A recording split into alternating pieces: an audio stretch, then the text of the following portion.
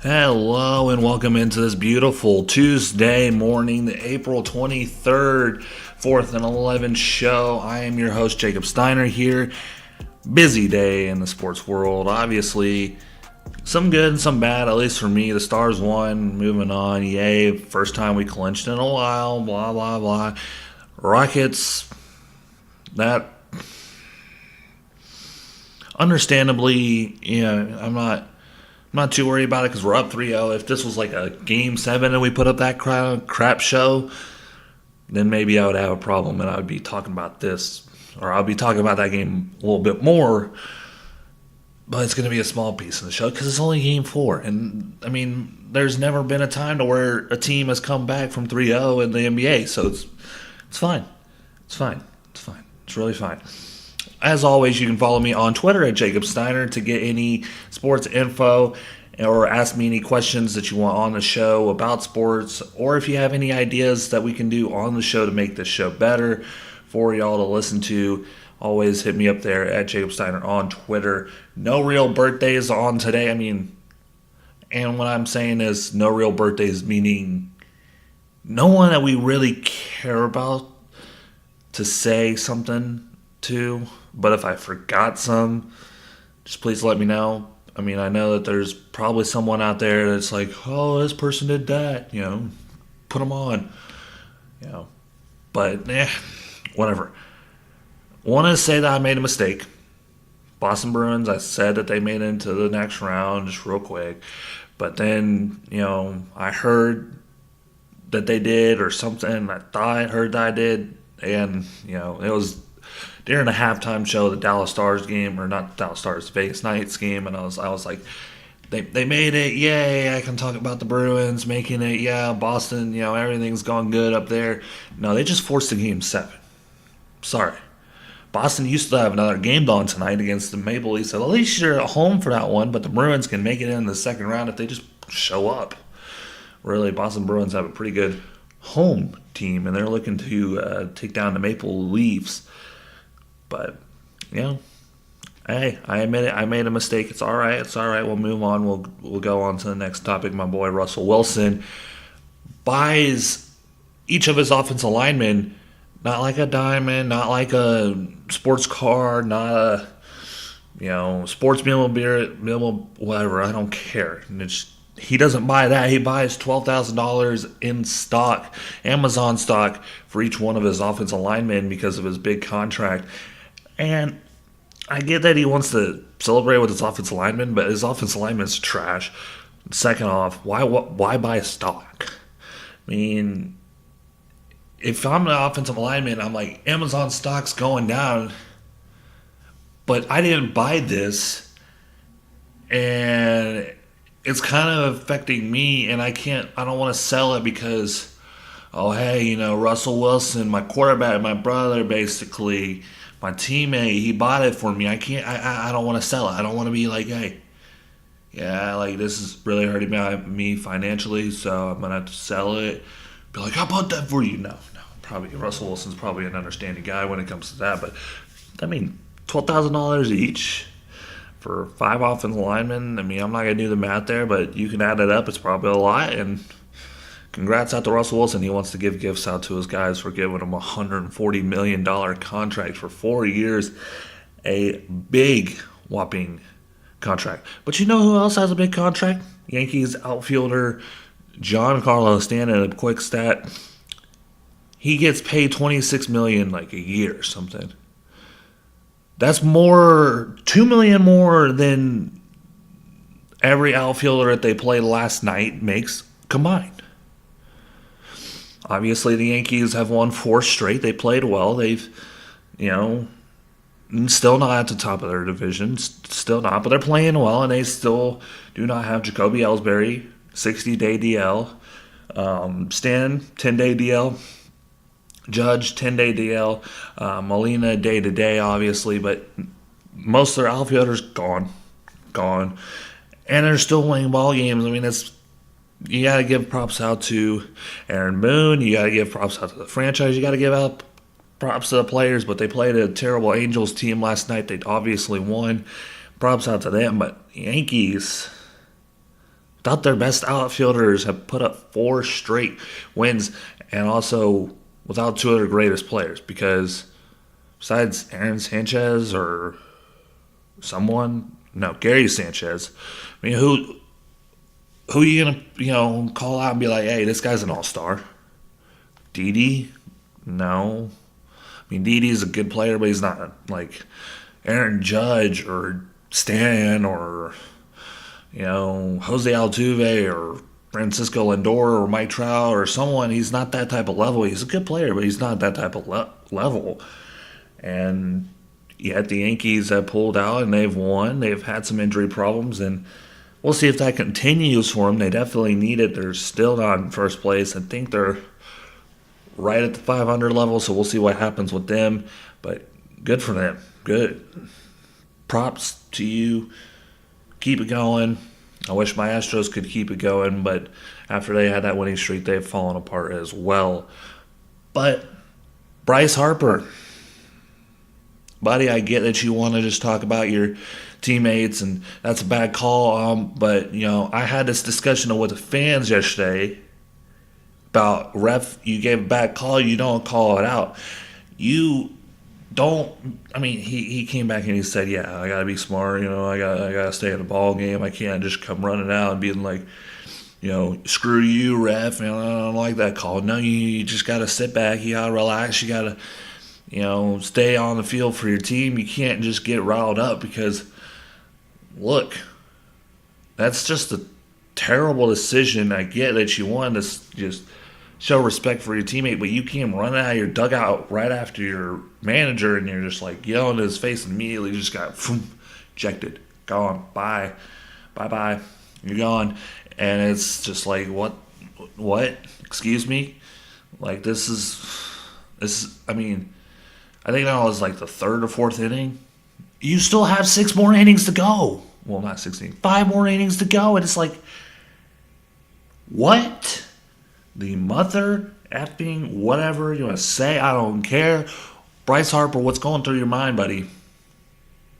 I mean, the fans, one thing. When I'm talking about the fans yesterday, is saying that they're making all these noise and they're doing stupid, arrogant stuff. Yeah, the fans are one thing. They can get ejected and the team can still win. Bryce Harper, the Phillies probably can't win a lot of games without you. I mean, they won 82 games last year, I think. But they wanted you to come in to help them get over that hump to 100 wins. And if you're not there because you got ejected for bad mouths at the hump, that's on you, buddy. That's on you. And that's not a knock against you. Bryce Harper, yeah, great player. Everyone has a knock, and I get, like, when there's a bad call, yeah, I do want to argue, but I know my restraints. I know when to shut up, especially with a bad call. I might come back after the game and just yap. I might call you on Twitter, but that's after the game. And as long as I don't get ejected or fined like the Brooklyn Nets for bad tweets or bad calls or calls against the in a press conference, I'm fine with it. I can talk smack all I want. But when it comes to ending the game and I'm trying to win the ball game and I'm trying to stay in, I'm staying in the dugout and I'm just holding up my hands like, what? Oh, that's a bad call. Like, oh, what? Yeah. All right, you looking at me? I'll back off. All right, I'll back off. Because, that's a stupid decision. You still got 5 more innings to go or 6 more innings to go, and you're yap.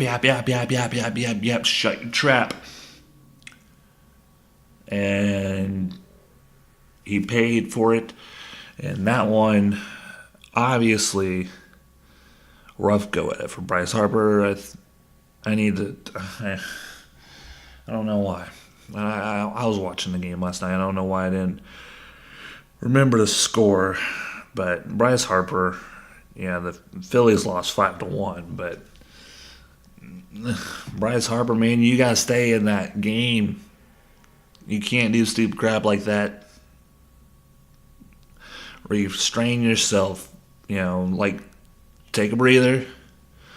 Umps make bad calls. That's why we're human. I made a bad call as that the Boston Bruins were in the playoffs or in the second round.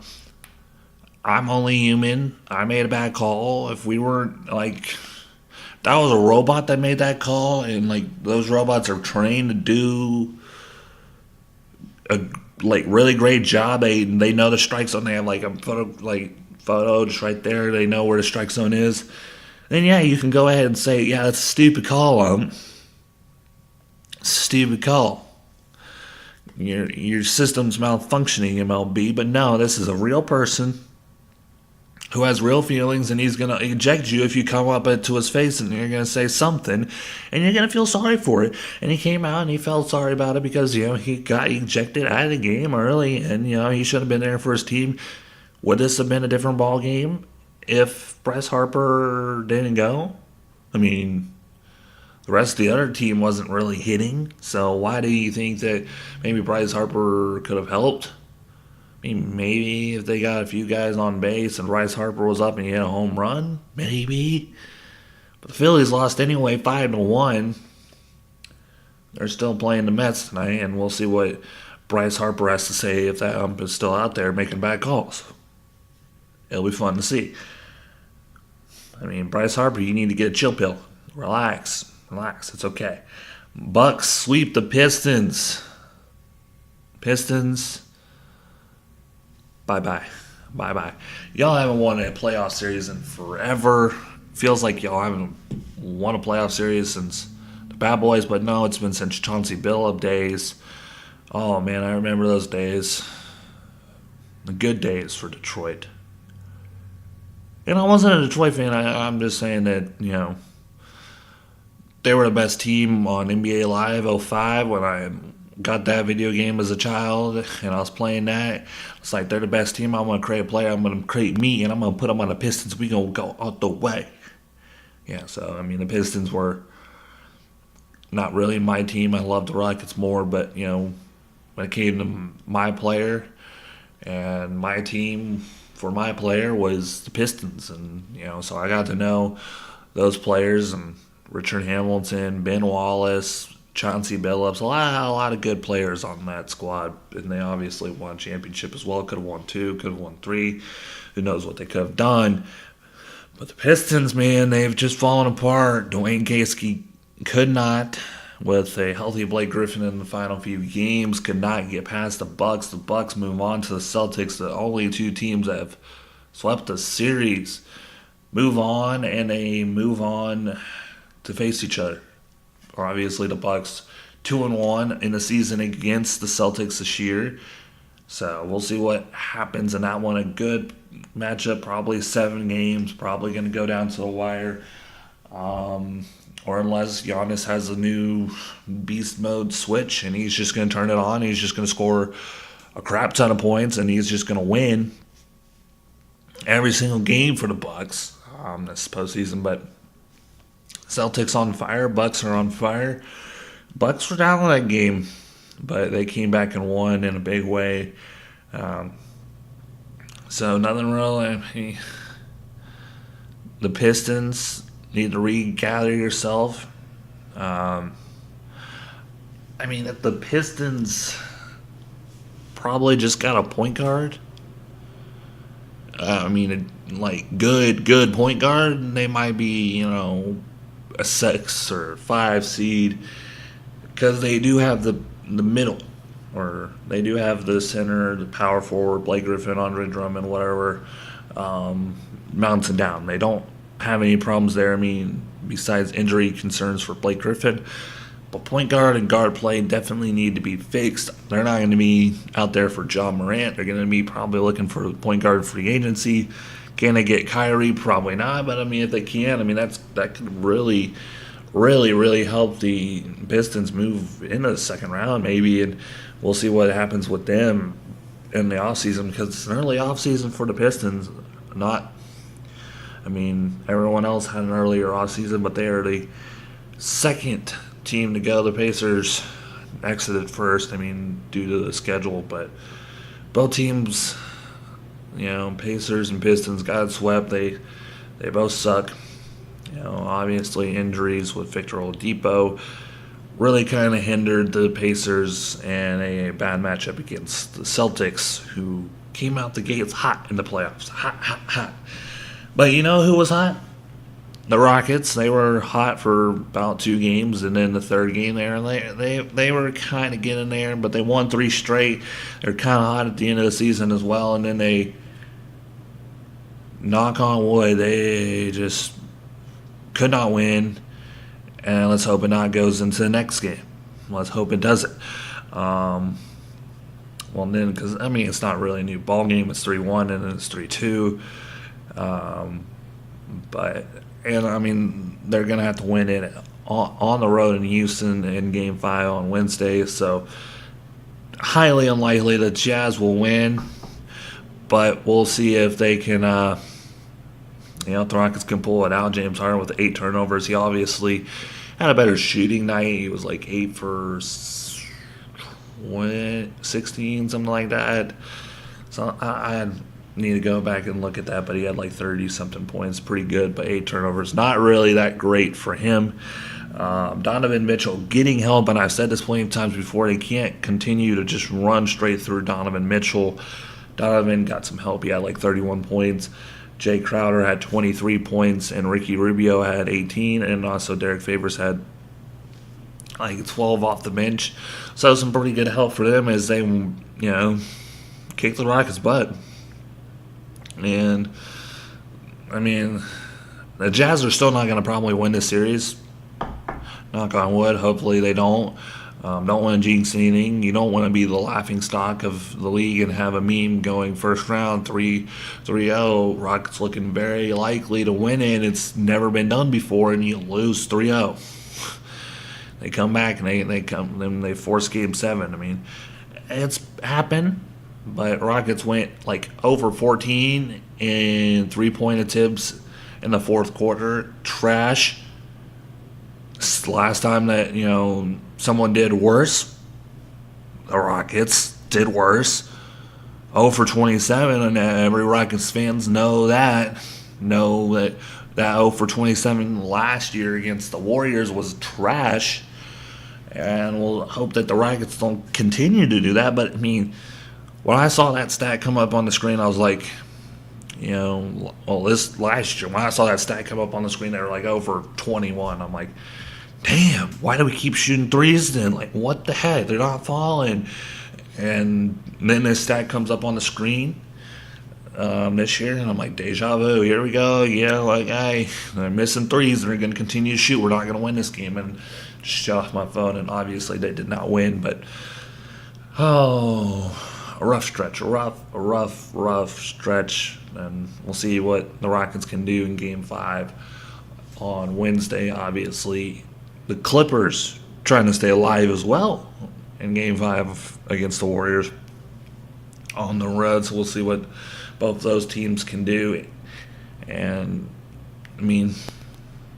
it's all good. It's all good in Houston right now until something even more drastic happens. NHL Hurricanes force Game 7. Just like their counterparts, Boston Bruins and the San Jose Sharks. They all have forced Game 7s. Alex Ovechkin was not happy with that blatant interference call or goalie interference on that goal that he had. But, he did reach in and he did try to get that puck in. He pushed the goalie out the way.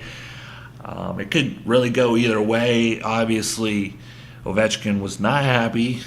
But now the Capitals have to come out and they have to play strong at home against the Hurricanes, and the Hurricanes obviously came out firing late last night. They were up it was 2-2, and they scored I think four or three unanswered goals against the Caps, and the Caps, the defending champs, trying not to go home early. The Hurricanes trying to stay alive in that playoff. So Canes versus Caps. And that's going to be a doozy, but we'll see what happens. Stars, love it. It was a long game waiting for someone to score. Obviously, we defended well. We did not score very well. 2-1, but we are not known for our scoring. We are known for our defense. Obviously, in a funny little stat, The Predators, well, they end the season without scoring a goal on their power plays. In the playoffs, they were like 0 for 16 on power plays in the playoffs, and that was just terrible. They had like 26 minutes or something, a power play minute, and they couldn't get anything done. They had 2 or 3 last night, and they couldn't get it done. The Stars had like 1, and hey, the Stars get it done late in that game. Obviously, I'm proud. I'm proud to see that we're moving on. St. Louis, watch out because we're ready. I'm hyped. Let's do this. Round 2. First time we've won a play or closed out a playoff series at home since '08. So it's been a while, 11 years. I don't remember quite where I was last time they did that, but I know I was really, really, really young, and I probably didn't care about NHL as I do today. But it's a fun night. Me and Steven were, high five and cheering. I mean, obviously he's gonna have more high fiving and cheering if the Knights win tonight, and I hope that I'm not gonna win all day, and hope that they don't lose tonight. We don't want to jinx them. Knights.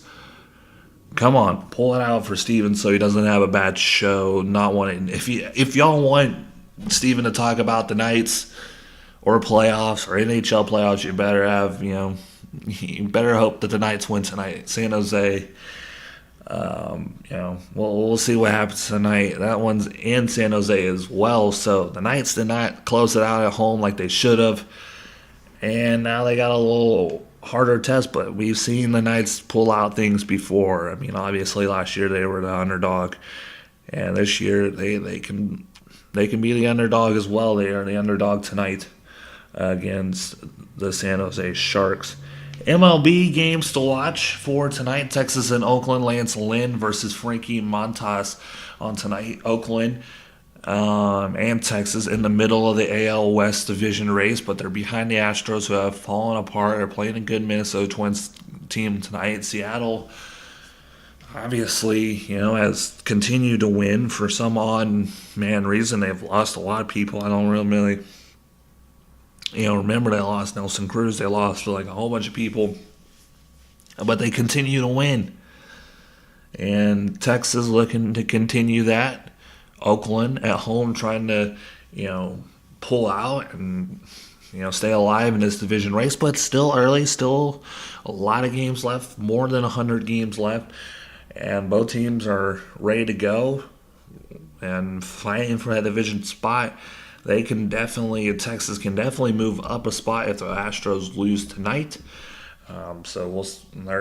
Texas probably going to cheer for Minnesota, and they probably actually don't really care about the game because it's still early on in the season. They don't really need to, fight for that playoff spot as long as they continue winning and just stay on that stretch. The Rangers looking pretty good. Oakland, they've been off and on. We'll see what happens with that one. Milwaukee and St. Louis. St. Louis got a pretty big 7th inning in that last night game.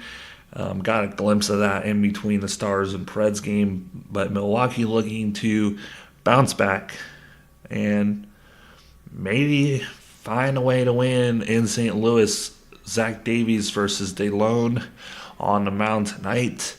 DeLone getting his first start, but we'll see what happens with that game. Obviously, it's a big one for both teams because they're trailing Pittsburgh, who was also facing Arizona after Pittsburgh lost pretty bad. I was looking for games to watch last night after, this period number 1 and the Stars and Preds game ended. I was looking for games to watch and obviously saw some of the scores, and it was like 12-1 Arizona. I was like, yeah, I'm not watching the Pittsburgh game.